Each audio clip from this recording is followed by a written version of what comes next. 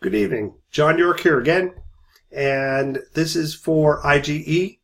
We're going to talk about, in this module, market modeling, CAGR, or compounded annual growth rate, and competition. Okay, this is part of the I-Core program, and this is a mini lecture. So let's get on to it and talk about these key components which will help you as you develop your pitch, because these are very critical elements there, plus along the lines of thinking through your business model canvas.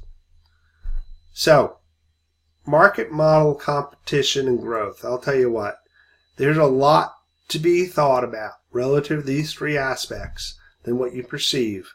And if you think at the surface that you've got it, there's a lot more. In reality, it's like an iceberg. So, let's get into market modeling and sizing.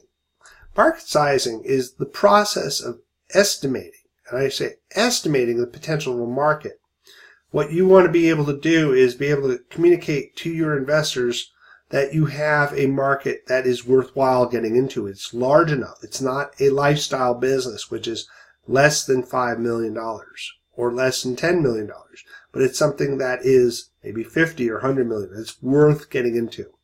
And that you understand the market potential that is there, which is essential for you to be able to launch a new product or service. And I'm going to emphasize this, is it's just not even the product, but also is getting into new market segments or new countries, that these type of analyses are critical to make what we call good business cases. So the first concept we get into is what's your service attainable market? So here these concepts come out called TAM, SAM, and SOM. And you go, what are these things? So this is going to be critical to understanding. First is total addressable market. And that's a large universe of potential users. So I use the example here of just transportation, all different types of transportation. But you want to narrow it down. I mean, most investors go, God, yeah, right. Yeah, it's a big market. We know it. Okay, move on. So a good entrepreneur and marketer is going to narrow down. We call it segment and start targeting. Okay, STP. So segment, then we target. So we're going to segment down a little bit into serviceable available market, or SAM. And that's in a clear future use of growth in a market that presents rapid and predictable growth that will serve. Oh, automobiles. Maybe it's new cars. Okay, that's a good opportunity. Maybe it's new, I'm going to say new fast cars. Okay. But we could narrow it down even further in terms of attainable market, okay, which is our target market, in essence, at the end of the day, okay, which is our opportunity to attract active users. So if we have like a car that is fast, okay, and is sporty, then we might say we want to get in the sports car market. Alternatively, we may have a car that is very energy efficient. We may want to target in there. Or we may have a car that doesn't use fossil fuel. We're going to go and compete with Elon Musk. Okay? So it's that segmentation that allows you to compete and gives you a realistic argument in terms of what your market and market size is. But still the question ends up being, well, what's your market size? So there's a few ways of sizing.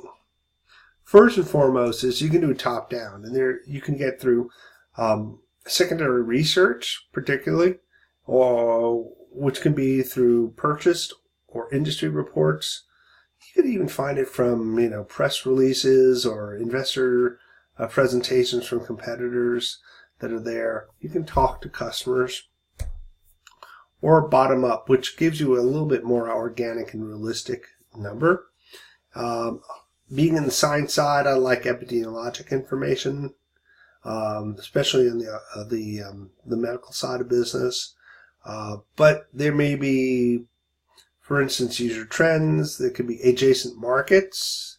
One may switch, or proxy markets, e.g., for instance, if you look at the beer market, you might look at folks who are drinking in the wine market. I'll just use an example. And then you're going to use some analyses and conversions to pull together the market size, and I'll give you a few examples as we move forward. So, top-down, very straightforward. You can find various reports, top-down data. Okay, here we have virtual reality. Okay, this came from PR Newswire. Sometimes I find from just even PR reports, when selling market reports, you can find top-down data that are there.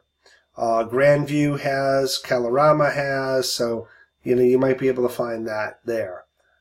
Here we have virtual reality, personalized medicine that's there. You have that, I think the personalized is from a PwC report. But then you can get a little bit more, I call granular, by doing bottom up. And this is actually, we did this for a client where we used epidemiologic information from published sources to give us a feel for market sizes in 3 different ophthalmic indications that are related to what I call adjacent vessel growth of adjacent blood vessels that can lead to problems of vision,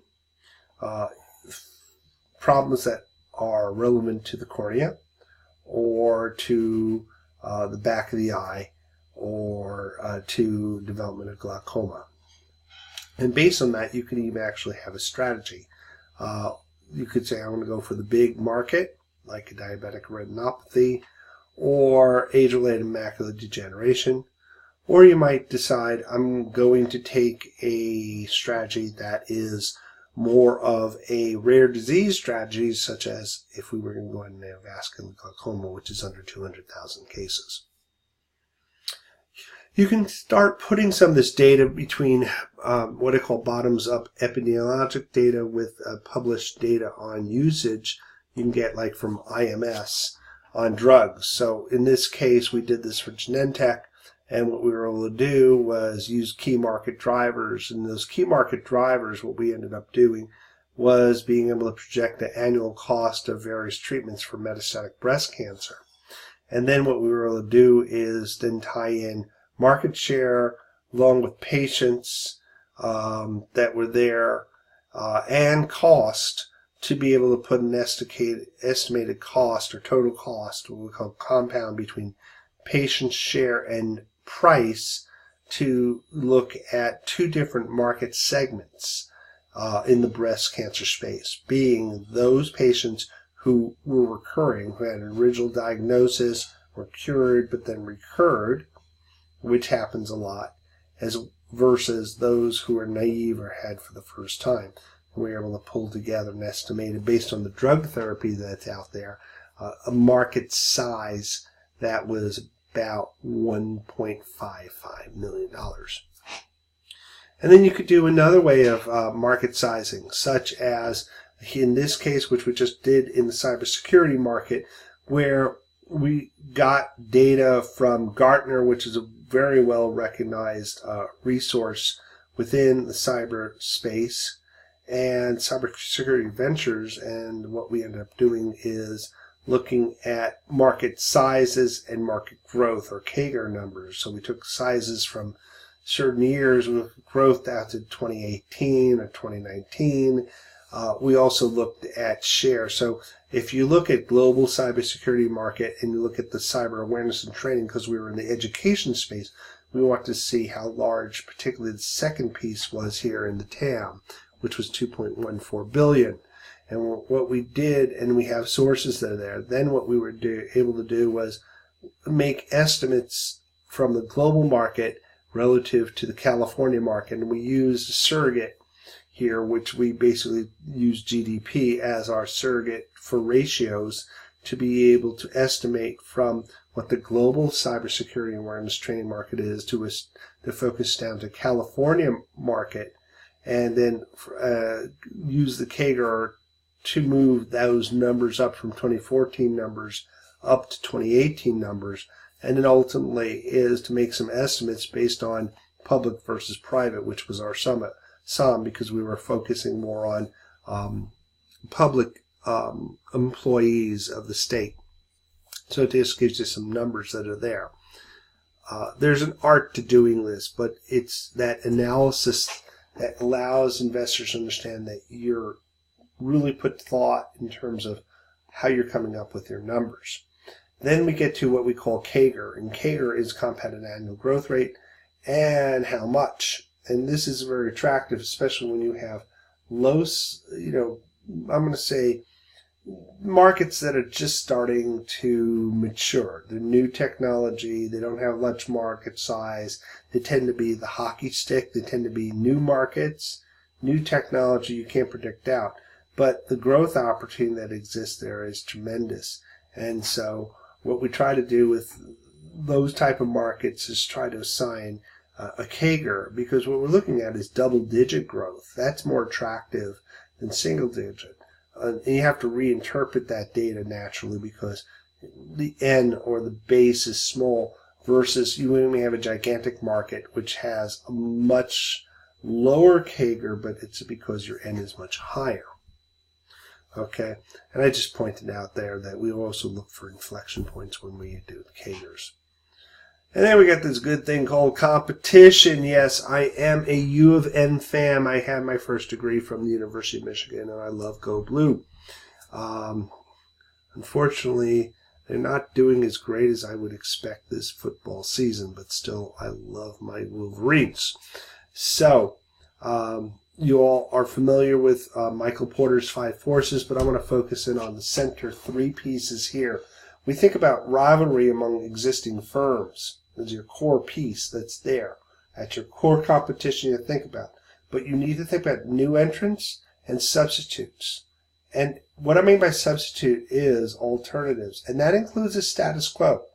Apathy can be your biggest challenge that is there, people not wanting to change. So you need to think across 3 of these 5 forces that are there. So there's a few different constructs that will be helpful in terms of when you do competitive play assessments. You can use a competitive grid just to check plus, minus, dollar signs, etc. This one of my I-Corps teams did. It's not bad. It's got some weaknesses. It's feature-oriented, as you can see on the left-hand side. Checks don't really tell me much. I look at the company and I go, well, they have, looks like 5 of the 6 criteria, and then some of the competitors have 5 of the 6 criteria. So you have to look at what's the differentiator. I guess it's the biomarker testing. I think that's the message that comes out of that. But it can create some confusion, so you have to really use this properly. But it is a nice way to simplify a lot of data. Alternatively, what I've heard from a variety of investors is that a 2x2 would be helpful, especially the most meaningful 2x2 benefit areas that are there, basis for competition. This being another I-Corps team which dealt in the education market of all things for intubation. And Randy Hastings showed a 2x2 comparing what they were doing with their program with instrumented and basic PAM in terms of how they fared versus established competition in terms of 2 parameters they called feedback and adjustability, which are more benefit oriented. So I like that 2x2 framework, which appeals to many investors who have MBA backgrounds. On the corporate side, you may see also a pro-con example. We use this with an example here with Genentech in the Kadcyla business plan, and we just listed out the various products, the pros and the cons, the indication, and the price to be able to lay out some of the key things.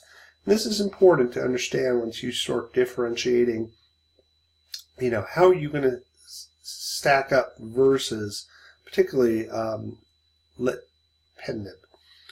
was one of the key competitors, and you could see cost was less expensive for the latter product that was there, okay, but it had a combination therapy, but there are some pros and cons that are there, and so you have to look at them and weigh these things out relative to established therapies are there.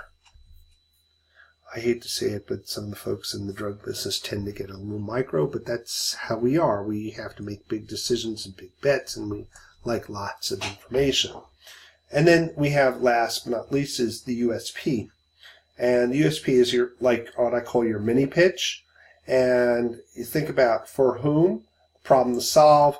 That product includes what? The core features that, will solve the customer problem. Unlike the competition's, ours does something differently. This is very critical. This is very much, you'll hear, is a positioning statement.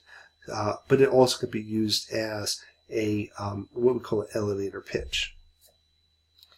And then last, I do want to point out that when you're doing competition, that competitive intelligence is very critical, and it is to help your company be more competitive.